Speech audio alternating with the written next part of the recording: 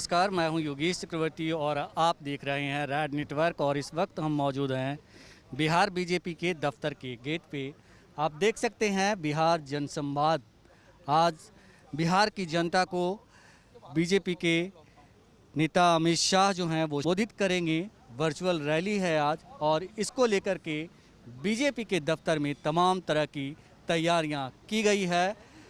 यहाँ पे न सिर्फ बैनर और होर्डिंग्स लगाए गए हैं बल्कि डिजिटल मीडिया का भी काफ़ी भव्य व्यवस्था किया गया है।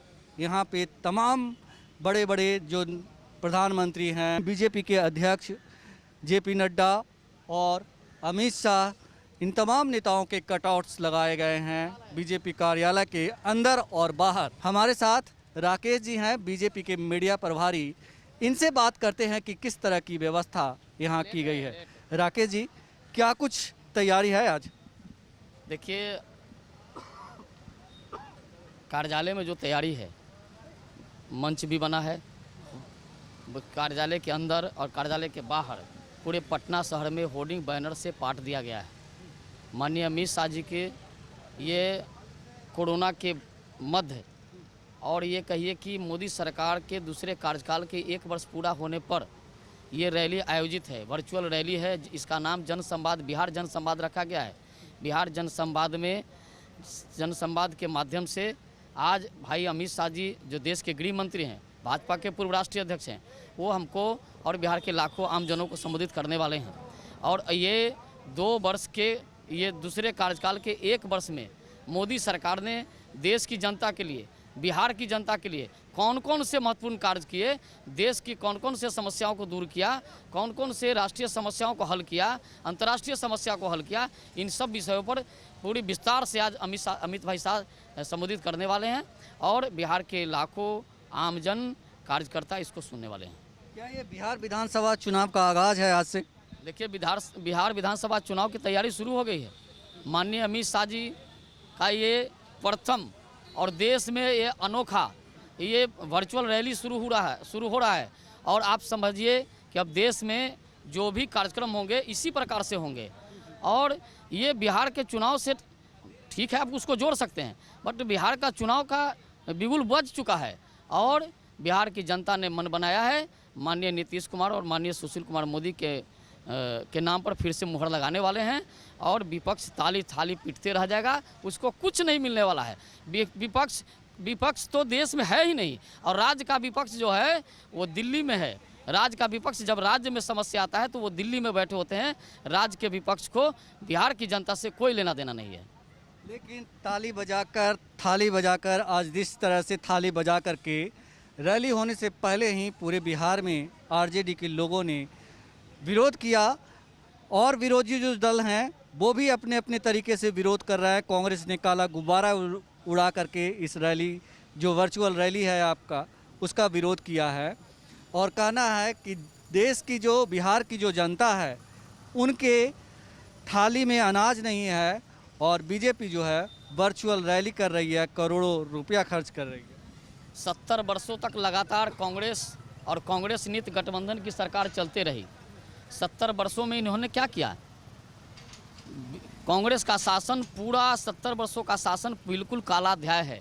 कांग्रेस को काला गुब्बारा ही उड़ाएंगे, वो रंगीन गुब्बारा नहीं उड़ा सकते हैं। उनको रंगीन गुब्बारा उड़ाने की अनुमति भारत की जनता ने नहीं दिया है। कांग्रेस समाप्त हो चुकी है। कभी आरजेडी के बैसाखी पर, कभी किसी के बैसाखी पर चढ़ के बैतरनी पार करना चाहती है कांग्रेस। कांग्रेस का कोई नाम लेने वाला नहीं बचेगा इस देश में और है भी नहीं। कांग्रेस तो समाप्त हो चुका है। जहाँ तक सवाल आरजेडी का है, नीतीश जी के सहयोग से कुछ सीटें आ गई थी। इस बार पता चलेगा, नेता प्रतिपक्ष की भी कुर्सी नहीं बचने वाली है। ताली थाली तो जनता पिटवा देगी इस बार बिहार की जनता ने फिर से मन बनाया है। इस बार ताली और थाली दोनों दल को, कांग्रेस और आरजेडी, और उसके साथ जो भी कोई होंगे, लघुए बजुए जो भी होंगे, सबका सुपड़ा साफ हो जाएगा। लेकिन आरजेडी के लोग तो कह रहे हैं कि जिस तरह आप लोगों ने, मतलब सत्ता प्रतिष्ठान ने जिस तरह प्रवासी मजदूरों के साथ व्यवहार किया है, प्रवासी मजदूर किसी भी हालत में क्षमा करने वाले नहीं हैं सत्ता प्रतिष्ठान में बैठे लोगों को। हम तो आरजेडी के नेता प्रतिपक्ष से पूछना चाहते हैं, कहाँ थे तेजस्वी यादव? ये जो कोरोना महामारी आया, कहाँ थे आप? दिल्ली में बैठकर ट्वीट कर रहे थे। दूर बैठकर अच्छी अच्छी बातें बोलना बहुत आसान होता है।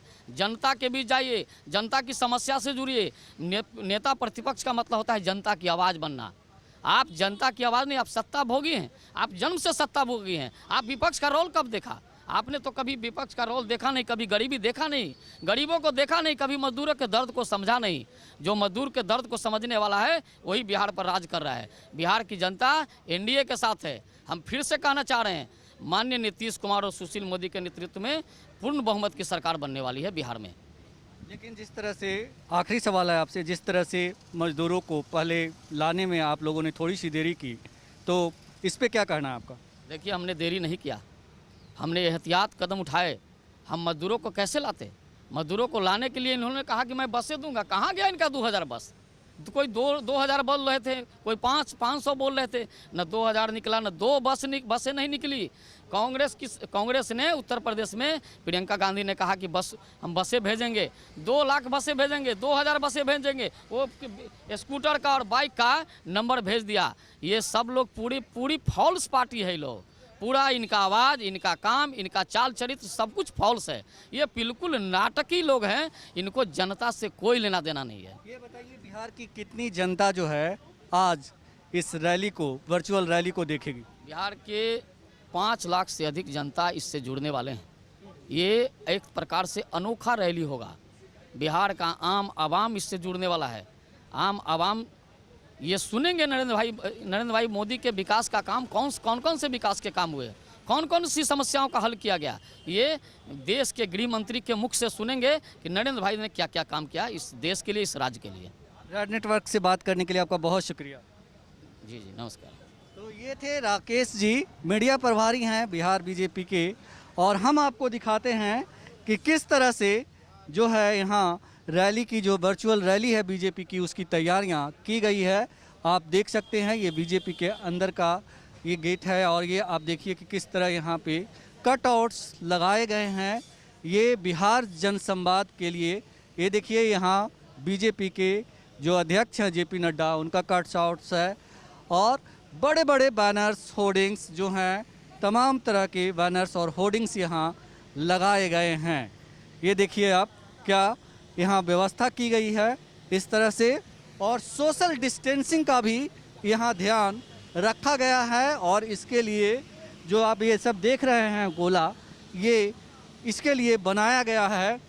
और हम आ चुके हैं अब बीजेपी का ये जो सभा कक्ष है वहाँ, यहीं पे आज बैठ करके बिहार बीजेपी के जो नेता हैं वो अमित शाह जी को सुनेंगे, और जनसंवाद में वो क्या कुछ कहने वाले हैं यहाँ पे बैठ करके बीजेपी के तमाम नेता जो हैं सुनेंगे। और ये देखिए यहाँ ये इस तरह से कैमरे लगाए गए हैं, यहाँ तैयारी की गई है।